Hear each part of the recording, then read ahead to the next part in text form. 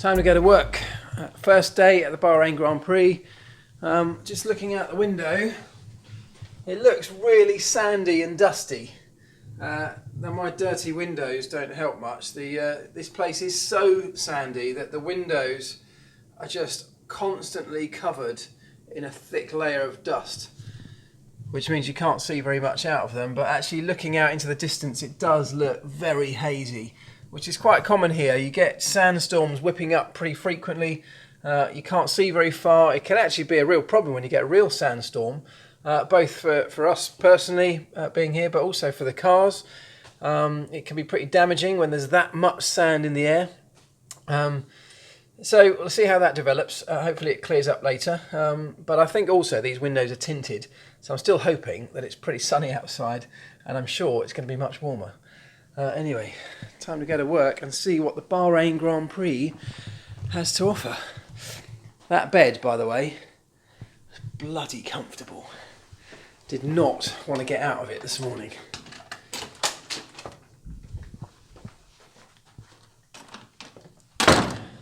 Here we go.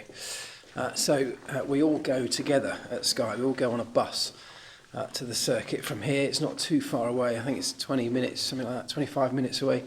The circuit here in Bahrain is properly in the middle of the desert. So we are in the sort of town of Manama. The circuit itself is a little way away, but surrounded by nothing but sand, which makes it a very unique place. A really interesting place for the helicopter shots that you see on TV, but it does mean there's nothing in the local vicinity, so you just have to drive there. It's a bit too far for me to take the electric skateboard as well, unfortunately. So it's all onto a coach this morning for the journey in.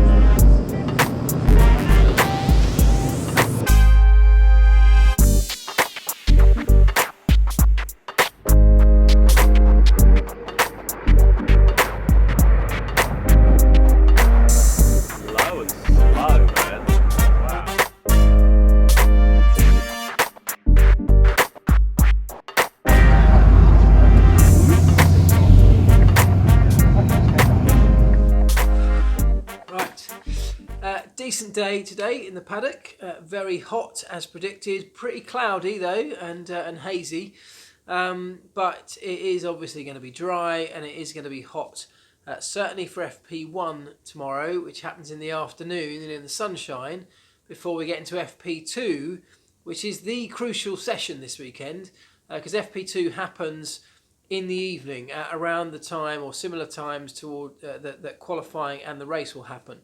So that means that FP1 and FP3 are pretty useless for most of the teams, in that the temperatures are going to be so different, both the air temperatures and the track temperatures, very different to the ones that the crucial sessions of qualifying the race will be happening in. So lots of focus going to be on FP2 in terms of setting the cars up, getting them ready for those crucial parts of the weekend.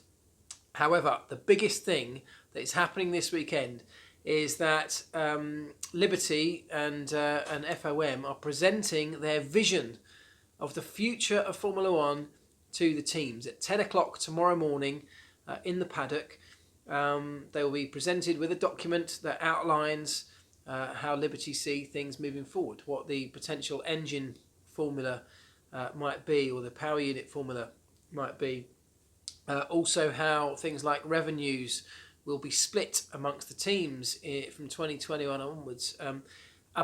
This is a big moment for Liberty, big moment. And I can see this kicking off. I can see this really being the biggest story of this weekend and possibly for the next few race weekends. And the reason for that is that the teams, the big teams particularly, or the various ends of the spectrum in Formula One, are going to disagree with this.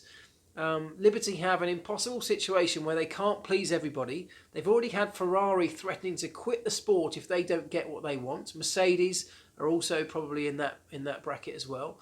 And then you've got others like Force India and Williams and other smaller teams who desperately want change, who desperately need to have things change from the way that they are and the way that they've been for a long, long time, particularly on the revenue split.